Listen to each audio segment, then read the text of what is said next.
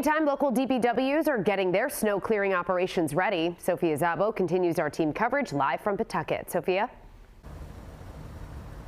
Well, Mike and Shannon, believe it or not, but crews here say they've been preparing for this kind of weather since July, and now it's showtime. Supplies are stocked, and these trucks are ready to take on whatever Mother Nature brings.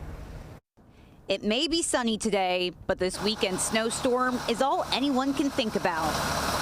We have it in 5 areas. So we got Area 1. Chris Crawley, the director of the Pawtucket Department of Public Works, has the plow routes mapped out. We tell them this is the route you're going to be in, and then the vehicle you're going to be in. He says they've been busy with repairs. Because of the storm on Sunday and Monday, we had to really kind of start from scratch. But their vehicles are up and running and ready to take on the snowfall. Anything with the hills, bigger routes, will have a big truck.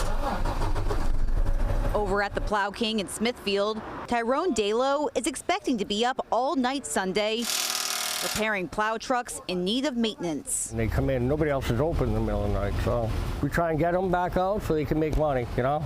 But he welcomes the work, telling us it's good business. White gold, I always say it. Meanwhile, Crawley is urging everyone to keep off the roads for the safety of his drivers. A lot of times people will try to cut us off and stuff, so if you don't have to be outside, we appreciate you if you can just stay home and let us fight the storm. Now, a spokesperson for the Rhode Island Department of Transportation tells me that crews have already begun to pre-treat some of the freeways. They're putting down a salty solution. For now, we're live in Pawtucket. Sophia Zabo, 12 News.